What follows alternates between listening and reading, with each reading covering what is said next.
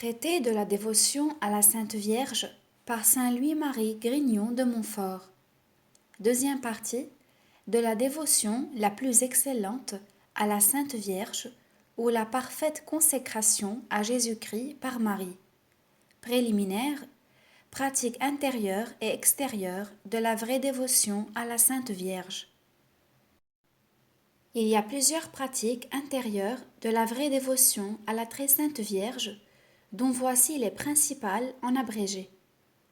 Premièrement, l'honorer comme la digne mère de Dieu, du culte d'Hyperdulie, c'est-à-dire l'estimer et l'honorer par-dessus tous les autres saints, comme le chef-d'œuvre de la grâce et la première après Jésus-Christ, vrai Dieu et vrai homme.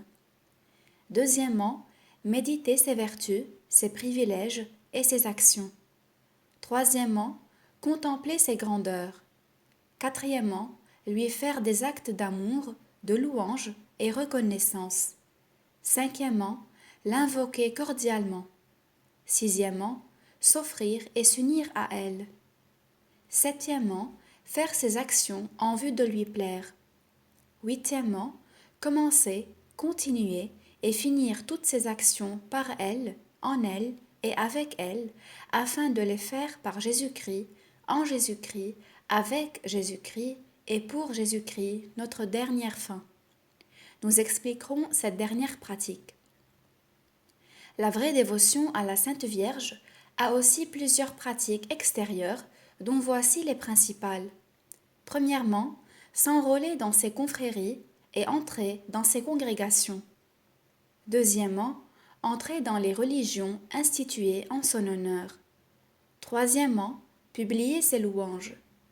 Quatrièmement, faire des aumônes, jeûnes et mortifications d'esprit ou de corps en son honneur. Cinquièmement, porter sur soi ses livrets, comme le Saint-Rosaire ou le chapelet, ou la chaînette. Sixièmement, réciter avec attention, dévotion et modestie, ou le Saint-Rosaire composé de 15 dizaines d'Ave Maria, en l'honneur des 15 principaux mystères de Jésus-Christ, ou le chapelet de 5 dizaines, qui est le tiers du rosaire, ou en l'honneur des 5 mystères joyeux, qui sont l'Annonciation, la Visitation, la Nativité de Jésus-Christ, la purification et le recouvrement de Jésus-Christ au Temple, ou en l'honneur des 5 mystères douloureux, qui sont l'agonie de Jésus au Jardin des Olives, sa flagellation, son couronnement d'épines, son portement de croix et son crucifiement, ou en l'honneur des 5 mystères glorieux qui sont la résurrection de Jésus, son ascension, la descente du Saint-Esprit ou la Pentecôte, l'Assomption de la Sainte Vierge en corps et en âme dans le ciel, et son couronnement par les 3 personnes de la Très Sainte Trinité. On peut dire aussi un chapelet de 6 ou 7 dizaines en l'honneur des années qu'on croit que la Sainte Vierge a vécu sur la terre, ou la petite couronne de la Sainte Vierge, composée de 3 patères et 12 ave, en l'honneur de sa couronne de 12 étoiles ou privilèges, ou l'office de la Sainte Vierge, si universellement reçu et récité dans l'Église, ou le petit psautier de la Sainte Vierge, que saint Bonaventure a fait en son honneur, et qui est si tendre et si dévot qu'on ne peut le réciter sans en être attendri, aux 14 pater et ave, en l'honneur de ces 14 allégresses, aux quelques autres prières, hymnes et cantiques de l'Église, comme le Salve Regina, l'Alma, ou le Regina Coeli, selon les différents temps, ou l'Ave Maris Stella, ou Glorissa Domina, ou quelques autres pratiques de dévotion, dont les livres sont pleins. Septièmement, chanter et faire chanter en son honneur des cantiques spirituels. Huitièmement, lui faire un nombre de génuflexions ou révérences, en lui disant par exemple tous les matins 60 ou 100 fois Ave Maria, Virgo Fidelis, pour obtenir de Dieu la grâce, par elle, d'être fidèle aux grâces de Dieu pendant la journée, et le soir, Ave Maria, Mater Misericordiae, pour demander pardon à Dieu, par elle, des péchés qu'on a commis pendant la journée. Neuvièmement, avoir soin de ses confréries, orner ses autels, couronner et embellir ses images. Dixièmement, porter ou faire porter ces images en procession, et en porter une sur soi comme une arme puissante contre le malin. Onzièmement, faire ces images au son nom et les placer ou dans les églises, ou dans les maisons, ou sur les portes et les entrées des villes, des églises et des maisons. Douzièmement, se consacrer à elles d'une manière spéciale et solennelle. Il y a une quantité d'autres pratiques de la vraie dévotion envers la très sainte Vierge que le Saint-Esprit a inspirées aux saintes âmes qui sont très sanctifiantes. On pourra les lire plus au long dans Le Paradis ouvert à Thilagy, composé par le révérend père Paul Barry de la Compagnie de Jésus, où il a recueilli un grand nombre de dévotions que les saints ont pratiquées en l'honneur de la très sainte Vierge Marie, lesquelles dévotions servent merveilleusement à sanctifier les âmes, pourvu qu'elles soient faites comme il faut, c'est-à-dire avec une bonne et droite intention de plaire à Dieu seul, de s'unir à Jésus-Christ comme à sa fin dernière et d'édifier le prochain. Deuxièmement, avec attention, sans distraction volontaire. Troisièmement, avec dévotion, sans empressement ni négligence. Quatrièmement, avec modestie et composition de corps respectueuse et édifiante. Après tout, je proteste hautement qu'ayant lu presque tous les livres qui traitent de la dévotion à la très sainte Vierge, et ayant conversé familièrement avec les plus saints et les savants personnages de ces derniers temps, je n'ai point connu ni appris de pratiques de dévotion envers la Sainte Vierge semblables à celles que je veux dire, qui exigent d'une âme plus de sacrifice pour Dieu, qui la vide plus d'elle-même et de son amour-propre, qui la conserve plus fidèlement dans la grâce et la grâce en elle, qui l'unissent plus parfaitement et plus facilement à Jésus, et enfin qui soit plus glorieuse à Dieu, sanctifiante pour l'âme et utile au prochain. Comme l'essentiel de cette dévotion consiste en l'intérieur qu'elle doit former, elle ne sera pas également comprise de tout le monde. Quelques-uns s'arrêteront à ce qu'elle a d'extérieur et ne passeront pas outre, et ce sera le plus grand nombre. Quelques-uns, en petit nombre, entreront dans son intérieur, mais ils n'y monteront qu'un degré. Qui est-ce qui montera au second? Qui parviendra jusqu'au troisième? Enfin, qui est celui qui y sera par état? Celui-là seul à qui l'Esprit de Jésus révélera ce secret. L'âme bien fidèle qui l'y conduira lui-même pour avancer de vertu en vertu, de grâce en grâce, de lumière en lumière, pour arriver jusqu'à la transformation de soi-même en Jésus-Christ et à la plénitude de son âge sur la terre et de sa gloire dans le ciel. Traité de la dévotion à la Sainte Vierge par Saint Louis-Marie Grignon de Montfort. Deuxième partie, de la dévotion la plus excellente à la Sainte Vierge ou la parfaite consécration à Jésus-Christ par Marie. Article 1. En quoi consiste la consécration à Jésus-Christ par Marie? Toute notre perfection consistant à être conformée, unie et consacrée à Jésus, la plus parfaite de toutes les dévotions, est sans difficulté celle qui nous conforme, unit et consacre le plus parfaitement à Jésus-Christ. Or, Marie, étant la plus conforme à Jésus de toutes les créatures, il s'ensuit que de toutes les dévotions, celle qui consacre et conforme le plus une âme à notre Seigneur est la dévotion à la très sainte Vierge, sa sainte mère, et que plus une âme sera consacrée à Marie, plus elle le sera à Jésus. C'est pourquoi la parfaite consécration à Jésus n'est autre chose qu'une parfaite et entière consécration de soi-même à la très sainte Vierge, qui est la dévotion que j'enseigne, ou autrement, une parfaite rénovation des vœux et des promesses du saint baptême. Cette dévotion consiste donc à se donner tout entier à la très sainte Vierge pour être tout entier à Jésus-Christ par elle. Il faut lui donner, premièrement, notre corps avec tous ses sens et ses membres. Deuxièmement, notre âme avec toutes ses puissances. Troisièmement, nos biens extérieurs qu'on appelle de fortune, présents et à venir. Quatrièmement, nos biens intérieurs et spirituels, qui sont nos mérites et nos vertus, et nos bonnes œuvres passées, présentes et futures. En deux mots, tout ce que nous avons dans l'ordre de la nature et dans l'ordre de la grâce, et tout ce que nous pourrons avoir à l'avenir dans l'ordre de la nature, de la grâce ou de la gloire. Et cela sans aucune réserve, pas même d'un denier, d'un cheveu et de la moindre bonne action, et cela pour toute l'éternité. Et cela sans prétendre ni espérer aucune autre récompense de son offrande et de son service que l'honneur d'appartenir à Jésus par elle et en elle, quand cette aimable maîtresse ne serait pas, comme elle l'est toujours, la plus libérale et la plus reconnaissante des créatures. Ici, il faut remarquer qu'il y a deux choses dans les bonnes œuvres que nous faisons, savoir la satisfaction et le mérite.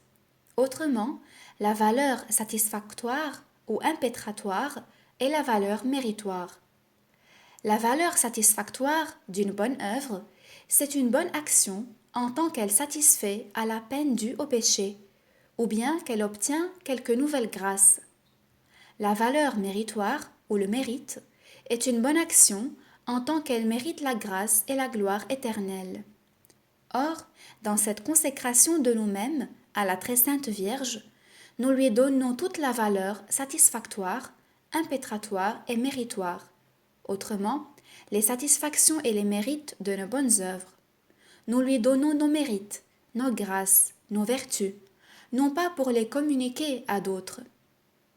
Car nos mérites, grâces et vertus sont, à proprement parler, incommunicables, et il n'y a eu que Jésus, qui en se faisant notre caution auprès de son Père, nous ait pu communiquer ses mérites, mais bien pour nous les conserver, augmenter. Comme nous dirons encore, nous lui donnons nos satisfactions pour les communiquer à qui bon lui semblera, et pour la plus grande gloire de Dieu. Il suit de là que, premièrement, par cette dévotion, on donne à Jésus, de la manière la plus parfaite, puisque c'est par les mains de Marie, tout ce qu'on peut lui donner, et beaucoup plus que par les autres dévotions où on lui donne une partie de son temps, ou bien une partie de ses bonnes œuvres, ou une partie de ses satisfactions et mortifications. Ici, tout est donné et consacré jusqu'au droit de disposer de ses biens intérieurs et les satisfactions qu'on gagne par ses bonnes œuvres de jour en jour, ce qu'on ne fait même dans aucune religion. On donne à Dieu, dans les religions, les biens de fortune par le vœu de pauvreté, les biens du corps par le vœu de chasteté, la propre volonté par le vœu d'obéissance, et quelquefois la liberté du corps par le vœu de clôture. Mais on ne lui donne pas la liberté ou le droit qu'on a de disposer de la valeur de ses bonnes œuvres, et on ne se dépouille pas autant qu'on peut de ce que l'homme chrétien a de plus précieux et de plus cher, qui sont ses mérites et ses satisfactions. Deuxièmement, une personne qui s'est ainsi volontairement consacrée et sacrifiée à Jésus par Marie ne peut plus disposer de la valeur d'aucune de ses bonnes actions.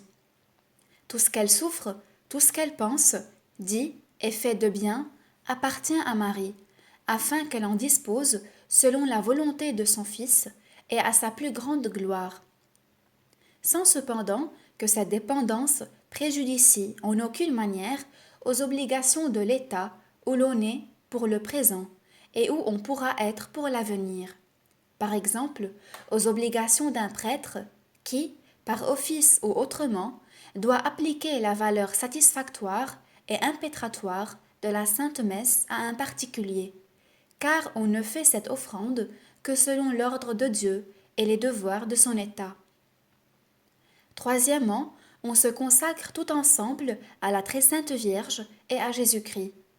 à la très sainte Vierge comme au moyen parfait que Jésus-Christ a choisi pour s'unir à nous et nous unir à lui, et à notre Seigneur comme à notre dernière fin, auquel nous devons tout ce que nous sommes, comme à notre Rédempteur et à notre Dieu.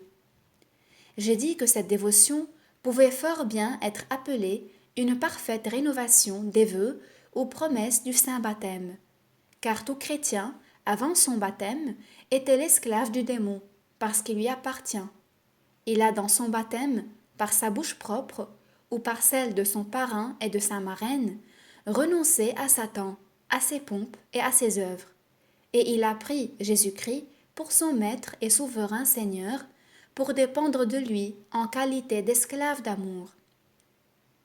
C'est ce qu'on fait par cette présente dévotion. On renonce, comme il est marqué dans la formule de consécration, au démon, au monde, au péché et à soi-même, et on se donne tout entier à Jésus par les mains de Marie. Et même on fait quelque chose de plus, car dans le baptême, on parle ordinairement par la bouche d'autrui, savoir par le parrain et la marraine, et on ne se donne à Jésus que par procureur. Mais dans cette dévotion, c'est par soi-même, c'est volontairement, c'est avec connaissance de cause. Dans le saint baptême, on ne se donne pas à Jésus par les mains de Marie, du moins d'une manière expresse, et on ne donne pas à Jésus la valeur de ses bonnes actions. On reste après le baptême entièrement libre de l'appliquer à qui on voudra ou de la conserver pour soi. Mais par cette dévotion, on se donne expressement à notre Seigneur par les mains de Marie, et on lui consacre la valeur de toutes ses actions. Les hommes, dit saint Thomas, font vœu, au saint baptême, de renoncer aux démons et à ses pompes. Et ce vœu, dit saint Augustin, est le plus grand et le plus indispensable. C'est aussi ce que disent les canonistes. Cependant, qui est-ce qui garde ce grand vœu? Qui est-ce qui tient fidèlement les promesses du saint baptême? Presque tous les chrétiens ne faussent-ils pas la fidélité qu'ils ont promise à Jésus dans leur baptême? D'où peut venir ce dérèglement universel, sinon de l'oubli où l'on vit des promesses et engagements du saint baptême, et de ce que presque personne ne ratifie par soi-même le contrat d'alliance qu'il a fait avec Dieu par ses parrains et marraines. Cela est si vrai que le concile de Sens, convoqué par l'ordre de Louis de Débonnaire pour remédier au désordre des chrétiens, qui était grand, jugea que la principale cause de cette corruption dans les mœurs venait de l'oubli et de l'ignorance où l'on vivait des engagements du saint baptême. Et il ne trouva point de meilleur moyen de remédier à un si grand mal que de porter les chrétiens à renouveler les vœux et les promesses du saint baptême. Le catéchisme du Concile de Trente, fidèle interprète de ce saint concile, exhorte les curés à faire la même chose et à porter leur peuple à se ressouvenir et à croire qu'ils sont liés et consacrés à notre Seigneur Jésus-Christ comme des esclaves à leur Rédempteur et Seigneur. Or, si les conciles, les pères et l'expérience même nous montrent que le meilleur moyen pour remédier au dérèglement des chrétiens est de les faire ressouvenir des obligations de leur baptême et de leur faire renouveler les vœux qu'ils y ont faits, n'est-il pas raisonnable qu'on le fasse présentement d'une manière parfaite, par cette dévotion et consécration à notre Seigneur, par sa Sainte Mère? Je dis d'une manière parfaite parce qu'on se sert, pour se consacrer à Jésus, du plus parfait de tous les moyens, qui est la très sainte Vierge. On ne peut pas objecter que cette dévotion soit nouvelle ou indifférente. Elle n'est pas nouvelle, puisque les conciles, les pères et plusieurs auteurs anciens et nouveaux parlent de cette consécration à notre Seigneur en renouvelant les vœux et les promesses du saint baptême comme d'une chose anciennement pratiquée et qu'ils conseillent à tous les chrétiens. Elle n'est pas indifférente, puisque la principale source de tous les désordres, et par conséquent de la damnation des chrétiens, vient de l'oubli et de l'indifférence pour cette pratique. Quelqu'un pourrait dire que cette dévotion, nous faisant donner à notre Seigneur, par les mains de la très sainte Vierge, la valeur de toutes nos bonnes œuvres, prières, mortifications et aumônes, elle nous met dans l'impuissance de secourir les âmes de nos parents, amis et bienfaiteurs. Je leur réponds, premièrement, qu'il n'est pas croyable que nos parents, amis et bienfaiteurs souffrent du dommage de ce que nous sommes dévoués et consacrés sans retour au service de notre Seigneur et de sa Sainte Mère. Ce serait faire injure à la bonne et à la puissance de Jésus et de Marie, qui sauront bien assister nos parents, amis et bienfaiteurs de notre petit revenu spirituel ou par d'autres voies. Deuxièmement, cette pratique n'empêche point qu'on prie pour les autres, soit morts, soit vivants, quoique l'application de nos bonnes œuvres dépende de la volonté de la très sainte Vierge. C'est au contraire ce qui nous portera à prier avec plus de confiance, tout ainsi qu'une personne riche qui aurait donné tout son bien à un grand prince afin de l'honorer davantage, prierait avec plus de confiance ce prince de faire l'aumône à quelqu'un de ses amis qui la lui demanderait. Ce serait même faire plaisir à ce prince que de lui donner occasion de témoigner sa reconnaissance envers une personne qui s'est dépouillée pour le revêtir, qui s'est appauvrie pour l'honorer.